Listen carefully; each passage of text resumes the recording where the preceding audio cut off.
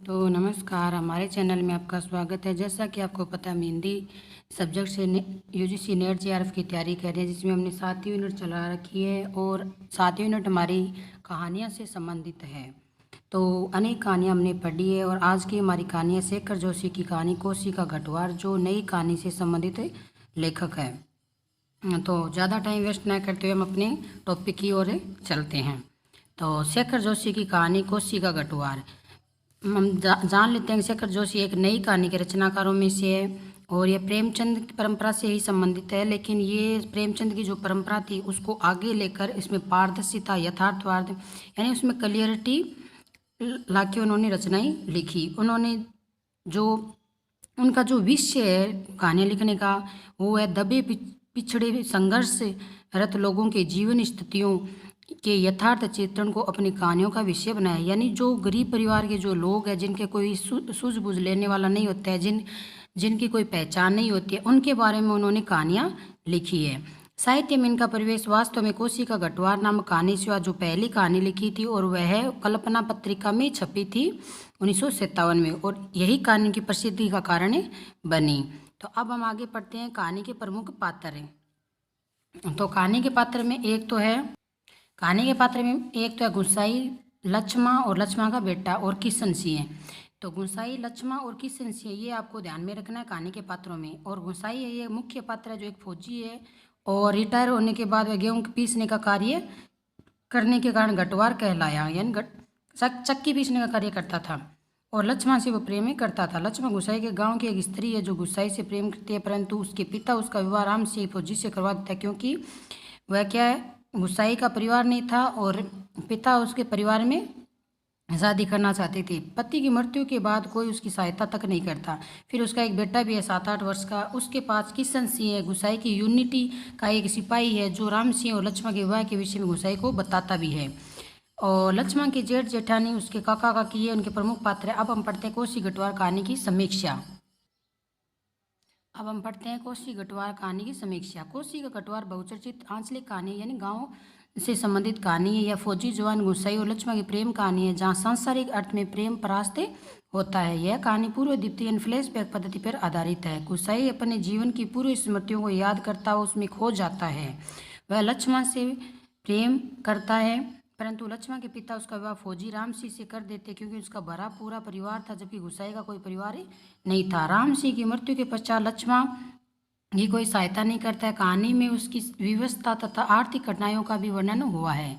वहीं दूसरी ओर 15 साल बाद भी फौजी गुसाई के अकेले जीवन व्यतीत करता है, तथा दोनों की दोबारा एक उदासीन मुलाकात होती है, जहाँ गुसाई को लक्ष्मण के जीवन के बारे में तथा उनकी परिस्थितियों के बारे में पता चलता है और वह उसकी सहायता करना चाहता है, लेकिन वह उसकी सहायता लेने से मना कर देती है। आगे की कहानी इस प्रकार है। कहानी के अंत में बच्चों के साथ जाती हुई लक्ष्मण को गुसाई द्वारा यह सलाह देना कि पैसे का जुगाड़ होने पर गंगानाथ देवता की जाकर लगातार भूल चूक की माफ़ी मांग लेना, ताकि देवता का प्रकोप बच्चे पर न पड़े। यह स्पष्ट करता है कि लक्ष्मण के प्रति उसका प्रेम अभी भी समाप्त नहीं हुआ, यह उसके प्रेम का ही विस्तार है। कहानी में नायक गुसाई नायक का लक्ष्मण से विवाह कर उसके जीवन को उदासीनता व व्यवस्था को समाप्त कर उसे जीवंत बना सकता था, लेकिन ऐसा कुछ नहीं घटित होता। इस कहानी में शाश्वत समस्याओं को उठाते हुए आंचलिक मूल्य मान्यताओं की सीमा का भी ध्यान रखा है। यानी जीवन में हमेशा समस्या आती है और जो हम सीमाएं होती है गांव के अंदर, उस सीमा का भी इसमें कहानी में ध्यान रखा है। तभी लक्ष्मण और गुसाई घटवार का पुनर्मिलन इतना नीरस और उद्देश्यहीन होता है। यह कहानी विषय वस्तु के द्वारा अपने व्यवहार से पाठकों के परस्पर और रूढ़ियों के प्रति द्वंद्व जगाती हुई नवीनता का आग्रह करती है। कहानी में वर्णित प्रेम की असफलता द्वंद्व की विशिष्टता से सफलता में बदल जाती है।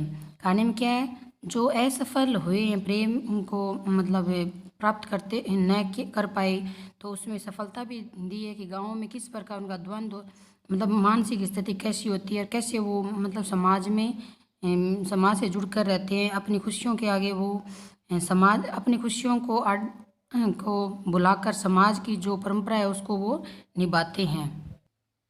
आगे कहानी बढ़ते हुए कहानी में आर्थिक दबाव भी दिखाई देता है। लक्ष्मण की आर्थिक स्थिति ठीक नहीं है। अपना जीवन व्यतीत करने के लिए उसे कठिन परिस्थितियों का सामना करना पड़ता है। गुसाई उसकी सहायता करने के लिए अपने आटे की टीन में लक्ष्मण के आटे की टीन में आटा मिला देता है ताकि उसे कुछ सहायता मिल सके। इस प्रकार यह कहानी गरीबी और उसके प्रति स्वतः उमड़ती हुई गहरी मानवता की ओर दर्शाती है। तो यह गरीबों की सहायता भी करते हैं किस प्रकार, तो यह भी बताया है इस कहानी के माध्यम से। और लक्ष्मण तो अपने वो जो दोस्त है या जो प्रेमिका रही हुई है उनकी सहायता करने की पूरी कोशिश करता है, लेकिन वो गुसाई उसकी पूरी सहायता करने की कोशिश भी करता है, लेकिन लक्ष्मण क्या है उसको मना कर देती है।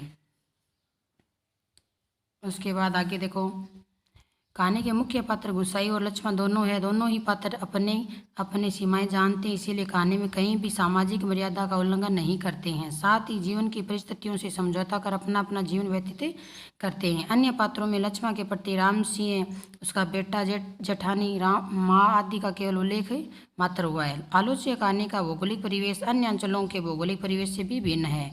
यह कहानी कोसी नदी के तट पर घटित होती है, जहाँ गुसाई ने पन चक्की लगाई थी, इसीलिए कोसी का कटवारे कहानी का नाम दिया है। उस गांव में काफल का पेड़ है और दामिन के फूल है। इस प्रकार से वह एक प्राकृतिक परिवेश में घिरा हुआ एक छोटा सा गांव है, जिसे हम मैदानी केंद्रित गांव का प्रतिनिधि मान सकते हैं। प्रस्तुत कहानी में ग्रामीण अंचलों में व्याप्त अंधविश्वासों का भी चित्रण हुआ है।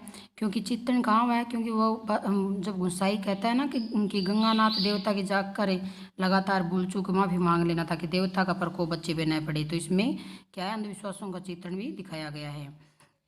और कसम खाने के बाद पूरी न करने से देवता क्रोधित होते हैं। ऐसे अंधविश्वास पहाड़ी अंचल में अधिक दिखाई देते हैं। कहानी में अंचल विशेष का वर्णन होने के कारण भाषा भी उस अंचल के अनुरूप प्रयुक्त की गई है। प्राकृतिक परिवेश का वर्णन करते समय भाषा पर विशेष बल दिया गया है। नदी तथा पंचक्की की ध्वनियों को स्पष्ट करने के लिए उपयुक्त शब्द चयन को भी अपनाया गया है, जिसमें वर्णन सजीव यानी उसमें लगे कि वास्तव में घटना है।